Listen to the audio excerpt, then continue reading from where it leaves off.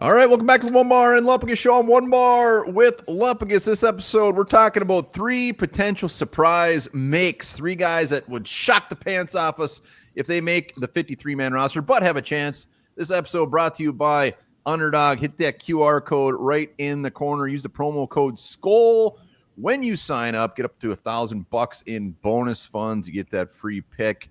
Underdog has everything to keep you busy over there. Damn fun, easiest one out there. It is the easiest. And it's also easy to tell your neighbors, your friends, your family about the SKOL promo code and get them to sign up to Underdog as well. Do it. All right. We want to know in your comments below. Let us know who your surprise players. And surprise is the key word. This isn't like sneaky or underdog. This is a surprise. So Lupagus, who's your biggest surprise ever to make the 53? And don't say it. Don't say DC.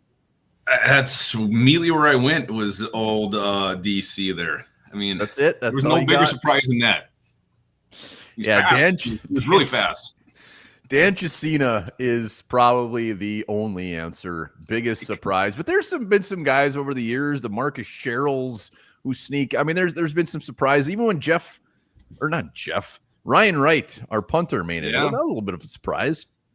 Yeah. I mean, there's plenty over the course of Minnesota Vikings history. But yeah, I think Dan Chisena was. It doesn't appear to be the right move. Anyways, let's get into our surprise picks. Let's start off with defensive player Tyler Baddy. Tyler Baddy, the rookie out of BYU, 6'6", 271. Tyler Baddy, why could he make this team? Well, to me, actually, the guys we're going to talk about, I think he has the best chance to be the surprise make, just because the depth chart at edge it falls off a cliff, right? And who else is competition? You got undrafted guy last year, and Bo Richter, who did get some playing time, and then Gabe Murphy, the other undrafted guy from last year, who was hurt pretty much the whole season. Team's very high on him. Neither one of those guys is a lock to make this team. It's a free for all, the bottom of the edge depth chart. Yeah, you're right. Baddy probably has the best chance here. He's 6'6", 271. Like, I'm still trying to find the Jihad Ward replacement, and Tyler Baddy screams Jihad Ward replacement. He can play up on the line. He can play on the edge. So he's got multiple things. Like Bo Richter, I don't know. I mean, we all love Bo Richter, but did he really have that it factor? And I think Gabriel Murphy, I don't even know where they're going to play this dude. I don't think he has a home. Yeah, Tyler Baddy. Could be a surprise. It's very sad, Gabe. Maybe we should get an apartment together. Well, maybe he comes back healthier and hoarse, and he's just absolutely tearing it up. I hope so. Dude's got some potential. No one thought he was going to go undrafted last year, and he did. All right, next up, we got 3 of them. Number 2 is Xavier Scott, the running back. Now, that's a surprise. It would be a surprise. And who would he jump to make the team? Ty Chandler, one of the few remaining pieces of Kwesi's first draft class, a guy who I thought had some potential there, and then when he got more of a chance, he kind of just didn't do anything with it.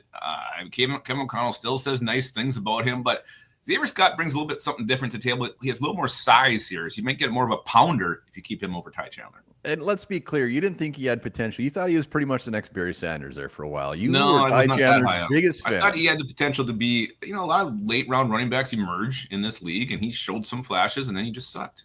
Well, that's a little rude. Yeah, Scott. The thing with Scott, like, he brings more to the table. And he's former wide receiver in college, and turned running back. He kind of does both of them still, which brings a different element to this offense. Ty Chandler obviously isn't a return guy. All he brings in is the third running back on the depth chart. That's it, and not a very good one. So Xavier Scott, just like Tyler Baddy, I think he has a legit shot. That rhymed. He's only got to beat one guy, unless, Trey Stewart does something shocking. I mean, they could always bring another running back in, but when you look at just the depth chart here, just the fact that he offers the ability to be a running back, receiver, and returner, I think gives him a leg up. Yeah, and the Vikings, they signed him almost the first time they signed him. They signed him multiple times. August of last year.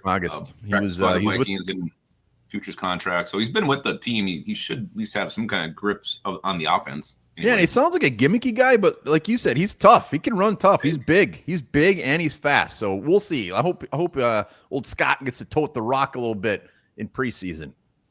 Yeah, it looks like he likes to party too. Everybody likes to party. Let's go to probably which would be the biggest surprise, maybe the biggest surprise ever, and that's Miles freaking Price, wide receiver. We got to start. He is on this list. Part of it is we've had two Vikings on the last couple of months, Zemiah Vaughn and Max Brosmer. and they both unsolicited mentioned Miles Price. It's got to count for something. It's great praise for Miles. Miles, gotta love hearing that. Teammates talking about him. He's small, but he's fast. He's speedy. He can take some snaps with the backfield as well. Gives you some versatility. To me, it's an absolute numbers game here.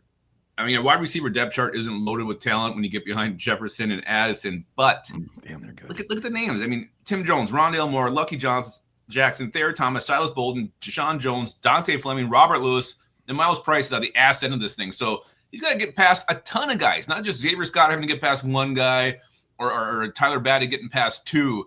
He's going to get by like 8 guys here. So, again, maybe not overly talented at the bottom of the depth chart, but numbers, a lot of guys he's got to be better than.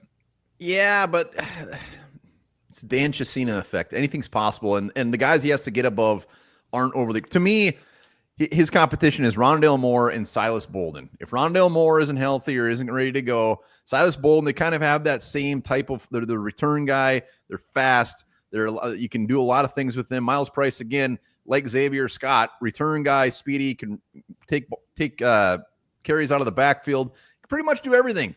So we're not going to keep 3 of those types of receivers. It's like one spot, it seems like, for that. And Miles Price, that's exactly what he did at Texas Tech and Indiana, and he's fast as hell.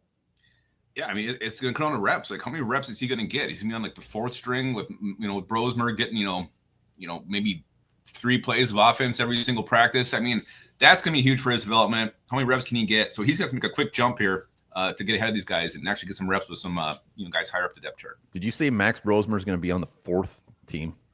I think he'll start there. Yeah, I do. How dare you, sir? I think we'll spitting facts here. Well, technically, right now it's an opinion. We'll see. But Miles Price, I got to keep an eye on. Hopefully, like you said, reps, sees the field. I don't think Dan Chisena even practiced once, and he still made the team. Yeah, I don't think I saw him on offense, defense, or special teams, but somehow he made it. He knew something with Zimmer that no one else did. That's what happened. Yeah, no, he did. He was a Steeler then for a while, too. We've talked way more about Dan Chisena than we probably should have this episode. Those are our 3 potential surprise makes. Let us know in the comments. Remember, hit that QR code or go to the link in the description. Use the promo code SKOL. Remember this, the ocean sunfish is the boniest fish with a brain the size of 3 human testicles. While they're occasionally eaten, most animals just maim them for fun. Sounds fun.